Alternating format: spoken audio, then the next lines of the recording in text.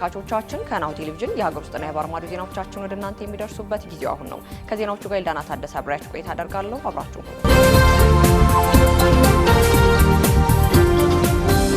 ቀዳሚ ወዳደረግነው የሀገር ውስጥ መረጃችን እናልፋለን። ሩሲያ ያኪ 130 ተዋጊ አውሮፕላኖችና ኦሪዮን ድሮን ለኢትዮጵያ ማስረከቧ ተገልጿል።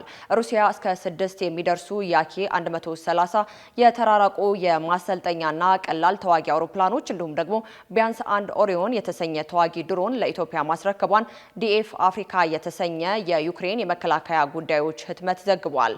ህትመቱ ጥር 19 ቀን 2018 ዓ.ም ባወጣው ዘገባ ላይ በቢሾፍቱ አየር ኃይል ቤዝመንት በተካሄደው የ2026 አቪዬሽን ኤክስፖርት ላይ መታየታቸውንም አመላክቷል። በዚህም ከ2301 እስከ 2306 መለያ ቁጥር ያላቸው ያኪ 130 ጀቶችን የሚያሳዩ ሲሆን እነዚህም አውሮፕላኖች በዋናነት ለአብራሪዎች ስልጠና የተሰጡ ቢሆንም ቀላል የውጊያ ተልዕኮችን የመፈጸም አቅም እንዳላቸው ተጠቅሷል።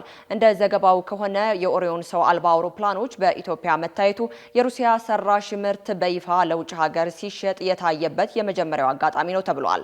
ኦሪዮን በመካከለኛው ከፍታ ላይ ለረጅም ሰዓታት መብረር የሚችል ድሮን ሲሆን ሩሲያ በዩክሬን ጦርነት ውስጥ አልፎ አልፎ ለውጊያ ስትጠቀመው ቆይታለች። ድሮኑ ቀደም ሲል የቱርኩን ባራኪን ቲፒ2 የተሰኘውን ከአጂን የኢራን ሞጃን 6 እና የቻይናው ዊሊንግ ላንግ 1 ድሮኖች በባለቤትነት የያዘችው ኢትዮጵያ ተጨማሪ አቅም እንደሚሆናትም ዘገባው አመላክቷል። በትግራይ ወጣቶች ህይወት መቆመር ይብቃ ሲል ውህደት ዲሞክራሲ ስምረት ፓርቲ ባወጣው መግለጫ ጠይቋል። የትግራይ ዲሞክራሲ ስምረት ፓርቲ ባወጣው መግለጫ ላይ በክልሉ ውስጥ የሚንቀሳቀሱ አንዳንድ የጥፋት ቡድን ሲል የጠራቸው አካላት የፕሪቶሪያውን የሰላም ስምምነት በመጣስ ዳግም ጦርነት እየለኮሱ ነው ሲል ከሷል። ድርጅቱ በመግለጫው እንዳመላከተው ይህ ቡድን የህዝቡን ግዛታዊ አንድነት፣ የተፈናቃዮችን ጥያቄ እንደ ሽፋን በመጠቀም የራሱን ጠባብ ፖለቲካዊ አጀንዳ ለማስፈጸም እየተንቀሳቀሰ ይገኛል ብሏል። ቡድኑ ከውጭ ኃይሎች ጋር በመመሳጠር በትግራይ አጎራባች በሆነው በአፋርና አማራ ክልሎች አቅጣጫ ወታደራዊ ትንኮሳዎችን መጀመሩን ስምረት በዝርዝር አስፍሯል። በመግለጫው ቡድኑ የፕሪቶሪያውን የሰላም ስምምነት ሙሉ በሙሉ በማፍረስ ከኤርትራው የህደግ ስርዓት ጋር በመመሳጠር በማበር ቀጠናውን ወደ አዲስ ግጭት እየመራ መሆኑንም ገልጸዋል። በወጣቶች ህይወት መቀመር ይብቃ ያለው ስምረት ቡድኑ የደሃ ልጆችን ለጥይት ሲሳይ በማድረግ ከተጠያቂነት ለማምለጥ እየሞከረ ነው ሲልም ወንጅሏል። በተለይም በጸለምቲ አቅጣጫ የተጀመረው ውጊያ የውጭ ኃይሎች እቅድን ለማሳካትና የፌዴራል መንግስቱ በኃይል ለመገልበጥ ያለመ መሆኑንም ድርጅቱ ገልጿል። ቡድኑ የጦርነት ዝግጅትን ለማጠናከር የመንግስትና የህዝብ የሆነ የተፈጥሮ ሀብትና መሬቶችን ለባለሀብቶች ያላግባብ እየሰጠ መሆኑንም ጠቁሟል። በዚህ ተግባር ላይ የተሰማሩ አካላት በህግ እንዲጠየቁም አስጠንቅቋል። ስምረት በመግለጫው የትግራይ ሰራዊት አባላት በማይመለከታቸውና በሌሎች አጀንዳዎች በሚካሄደው ጦርነት ውስጥ የትግራይ ህዝብ ልጆቻቸውን ከዚህ የጥፋት ስልት እንዲያስወጡም አሳስቧል። በመጨረሻም ድርጅቱ የግዛት አንድነትና የተፈናቃዮችን ጉዳይ በሰላማዊና በህጋዊ መንገድ ብቻ መፍታት እንዳለበት በመግለጽ ዓለም አቀፉ ማህበረሰብ በሰላም አደናቃፊዎች ላይ አስፈላጊውን ጫና እንዲያደርግም ጠይቋል። በመሆኒ ከተማ በተደረገ ድንገተኛ ፍተሻ ተሰርቀው የተገኙ ከ500 በላይ የከፍተኛ ኃይል ማስተላለፊያ የታወር ብረቶች ተይዘዋል። ካላማጣ መሆኒ መቀለ አቅጣጫ በተዘጋው የ230 ኪሎ ቫት ከፍተኛ ኃይል ማስተላለፊያ መስመር ላይ ተሰርቆ የተደበቀ ከ500 በላይ የታወር ብረት መያዙን የኢትዮጵያ ኤሌክትሪክ ኃይል የሰሜን ፌርጅ ፊዚካል ሴክተር አስታውቋል። በሪጅኑ የመሰረተ ልማት ደህንነት ፌዝ ሴክተር አባል የሆኑት ኮሎኔል ማዕረግ አሰፋ እንደገለጹት ይህ የማስተላለፊያ መስመር በተደጋጋሚ በሚያጋጥመው ስርቆት ምክንያት ከፍተኛ ውድመት የሚደርስበት አካባቢ መሆኑንም ገልጸዋል። በተለይም በትግራይ ክልል ደቡባዊ ዞን ራያ አዘቦ ወረዳ በሚገኘው መሆኒ ከተማና አካባቢዎች ላይ የሚታዩ ችግሮች ከፍተኛ ትኩረት የሚሹ በመሆናቸው ከመደበኛ የጥገና ስራ ጎን ለጎን የኤሌክትሪክ መሰረተ ልማት ደህንነትን ለማስጠበቅ ልዩ ክትትል እየተደረገ ይገኛልም ብለዋል። እንደ ኮሎኔሉ ገለጻ በመሆኒ ከተማ በተደረገ ድንገተኛ ፍተሻ ለጊዜው ግምታዊ ዋጋው ያልተጠቀሰ ከ500 በላይ የታወር ብረቶች የተያዙ ሲሆን ከጉዳዩ ጋር ግንኙነት አላቸው የተባሉ 5 ተጠርጣሪዎችና አንድ ባጃጅ በህግ ቁጥጥር ስር ውሎ ክስ ተመስርቶባቸዋልም ተብሏል። የመሰረተ ልማት ደህንነቱን የመጠበቅ ስራ ከሬንጀር አመራር ከመስተዳደር አካላትና ከአካባቢው ማህበረሰብ ጋር በቅንጅት እየተከናወነ መሆኑን የጠቀሱት ኃላፊው በስጋት ቀጠናዎች ላይ የሚገኙ የደህንነት ፍተሻዎች ላይ ክትትሉ ተጠናክሮ እንደሚቀጥልም ገልጸዋል። በዘላቂነት የቅድመ መከላከል ስራ ለመስራት ከማህበረሰቡ ጋር ውይይት እየተደረገ መሆኑንም ገልጸዋል። ህጋዊ ፍቃድ ሳይኖራቸው በተሽከርካሪ መስኮት ላይ ጥቁር ስቲከር በመለጠፍና ጥቁር መስታወት በሚገጥሙት ላይ ጠንካራ እርምጃ እንደሚወሰድባቸው የአዲስ አበባ ፖሊስ አስታውቋል። ህጋዊ ፍቃድ ሳይኖራቸው በተሽከርካሪ መስታወት ላይ ጥቁር ስቲከር የሚለጥፉ የአደጋ ጊዜ መብራቶችን የገጠሙ፣ ጥቁር መስታወት ያስገጠሙ እንዲሁም ለአደጋ ጊዜ ተሽከርካሪዎች የተፈቀደ ጥሩምባዎችና መብራቶችን በገጠሙ አሽከርካሪዎች ላይ ጠንካራ እርምጃ እንደሚወስድም የአዲስ አበባ ፖሊስ ጠቅላይ መምሪያ አሳስቧል። ጠቅላይ መምሪያው ባለፉት 6 ወራት ባደረገው ቁጥጥር 33590 አሽከርካሪዎች ምንም አይነት ፍቃድ ሳይኖራቸው በተሽከርካሪዎች መስታወት ላይ ጥቁር ስቲከር ባደረጉ እንዲሁም በተደመሰሱና በተፈቀፈቁ ሰሌዳዎችን ሲያሽከረክሩ በተገኙ 15000 አሽከርካሪዎች ላይ እርምጃ መወሰዱም ተገልጿል። በቁጥጥሩ ወቅት ጥቁር ስቲከር ከማድረግ ባለፈ ጥቁር መስታወት ባደረጉና የአደጋ ጊዜ ጥሩምባ ባስገጠሙ ህገወጥ ሰዎች ላይ እርምጃ እንደተወሰደባቸው ጠቅላይ መምሪያው አስታውቋል። አንዳንድ ወንጀሎች ሲፈጸሙም ይህ አጋጣሚ በመጠቀም ወንጀሎችን ሲፈጽም እጅ ከፍንጅ መያዙን የጉዳዩን አሳሳቢነት የሚያመላክት መሆኑን ፖሊስ ገልጿል። ከሚመለከታቸው የጸጥታ፣ የደህንነት፣ የትራንስፖርት ተቋማት ምንም አይነት ፍቃድ ሳይኖራቸው በተሽከርካሪ መስታወት ላይ ጥቁር ስቲከር ያደረጉ፣ ጥቁር መስታወት ያስገጠሙ እንዲሁም ደግሞ ከአደጋ ጊዜ ተሽከርካሪዎች ጋር የሚመሳሰሉ ጥሩምባዎችን፣ መብራቶችን እየተጠቀሙ ያሉ ባለሀብቶችን እና ንብረተኞችን አሽከርካሪዎች ላይ ጠንካራ ያለ ህጋዊ እርምጃ እንደሚወስድም የአዲስ አበባ ፖሊስ ጠቅላይ መምሪያ አሳስቧል። ካሽጎ በየትኛውም ዓለም ሆነው በማንኛውም ሰዓት ለወገኑ የሚደርሱበት ፈጣን የገንዘብ መላኪያ ተከፈተሎ።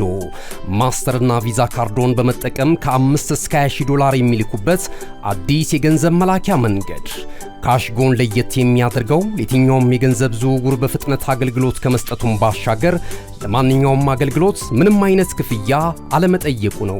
በሀገራችን ታሪክ ገንዘብን ከውጪ ወደ ሀገር ቤት በማስተላለፍ በመተግበሪያ መልክ አገልግሎት መስጠት የጀመረው የመጀመሪያው ሀገር በቀል የገንዘብ መላኪያ ዘዴ ካሽጎ ከ4500 በላይ ባሉ የባንክ ቅርንጫፎች አገልግሎት እየሰጠ ይገኛል።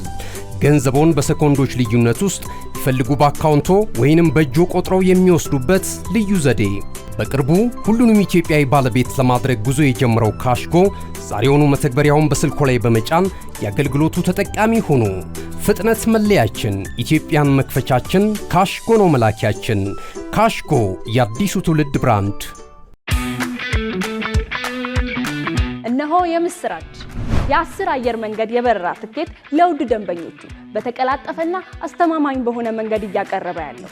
በዚህም በደንበኞቹ የተመሰገነው ጉዞጎ አሁን ደግሞ ተደራሽነቱን በማስፋት ተጨማሪ ባንኮችን በማካተት ለውድ ደንበኞቹ የበለጠ አስተማማኝ ለመሆን ችሏል። የጉዞጎን አፕሊኬሽን ከአፕ ስቶር ወይም ከፕላይ ስቶር በማውረድ የመነሻና የመድረሻ ከተማዎትን መርጠው ዋጋ አወዳድረው የሀገር ውስጥም ሆነ ዓለም አቀፍ በረራ ማድረግ ካሰቡ የበረራ ትኬቶን ክፍያ በአቅራቢያው በሚገኙ ባንኮች አንድም በአካል በመሄድ ወይም በኦንላይን የክፍያ አማራጮች ክፍያዎትን በመፈጸም የበረራ ትኬቶን በእጅ ያስገቡ።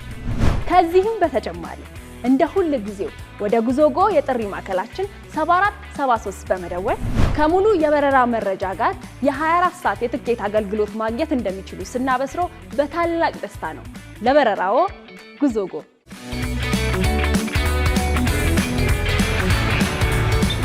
ቀጥለናል። ከውጭ ወዳገኘናቸው መረጃዎቻችን እናልፋለን። በሱዳን ደቡባዊ ኮርዶፋን በአርኤስኤፍ በተፈጸመ የድሮን ጥቃት በደርዘን የሚቆጠሩ ሰዎች ተገድለዋል። በሱዳን ደቡብ ኮርዶፋን ግዛት ውስጥ በጦርነት በምትታመሰው ቁልፍ ከተማ ላይ የፈጥኖ ደራሽ ሰጪ ኃይሉ ባደረሰው ጥቃት በደርዘን የሚቆጠሩ ሰዎች መሞታቸውን የሀገር ውስጥ መገናኛ ብዙሃን ዘግበዋል።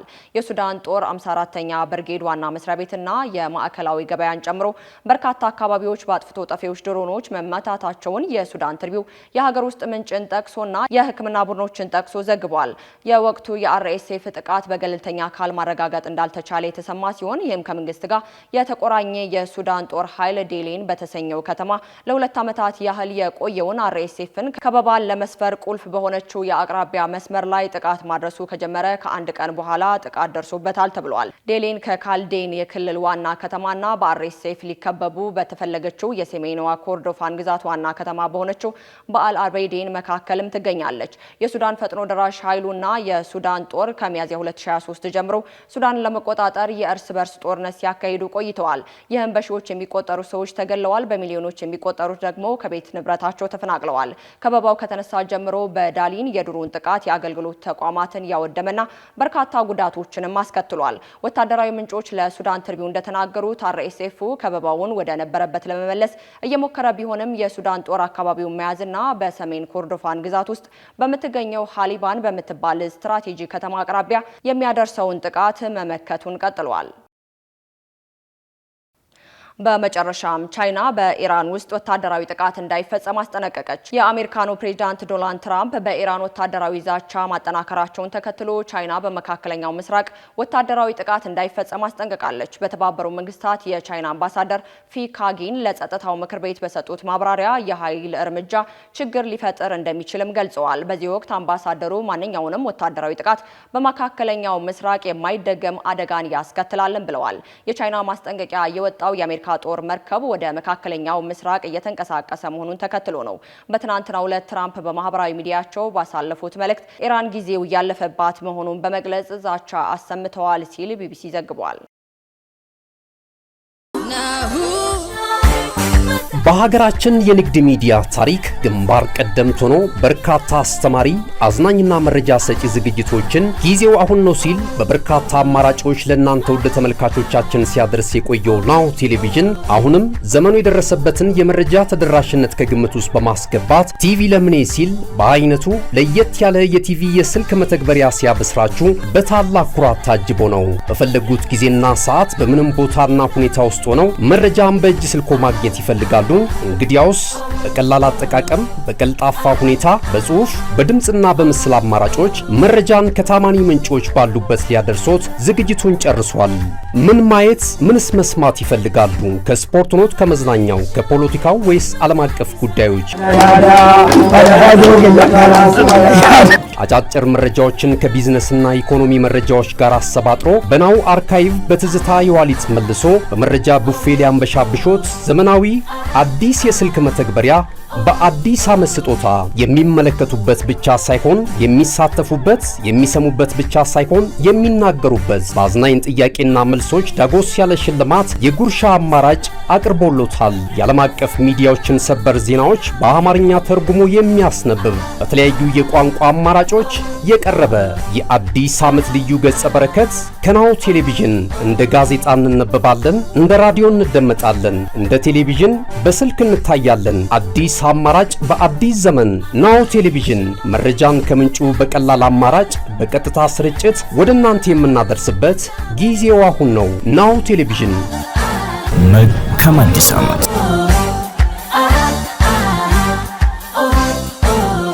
ከናሁ ቴሌቪዥን ለሰዓቱ ያዝላችሁ መረጃዎቻችን እስካሁን ይመስሉ ነበር። ከዜናዎቹ ጋር ኢልዳና ታደሰ አብራችሁ ቆይታ አደረኩኝ። መልካም ቀን።